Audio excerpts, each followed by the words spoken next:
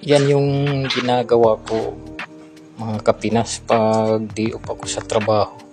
Kasi isa akong security guard sa isang establishment.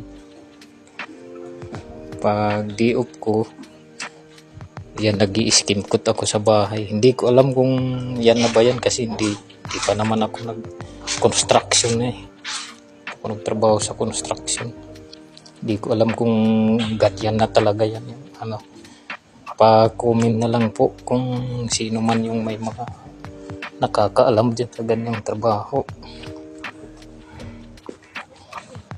Maraming salamat po sa inyo mga kapinas.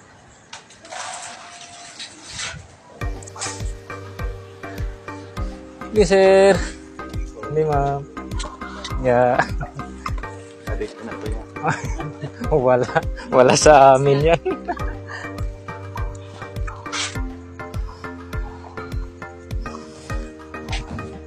Paggabi kasi gwardiya ako, pag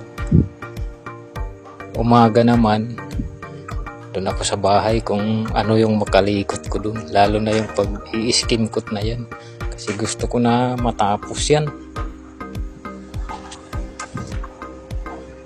Pero at least hindi na gaano ka laki yung lalagayan ko ng skim coat.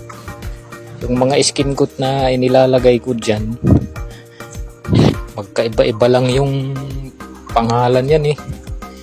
Hindi ko alam kung anong skim coat yung pinakamaganda dyan. Basta pagkakaalam ko skim coat, hala, ilagay ko na dyan. Yun na yung ipahid ko dyan sa ano ko. Sige guys,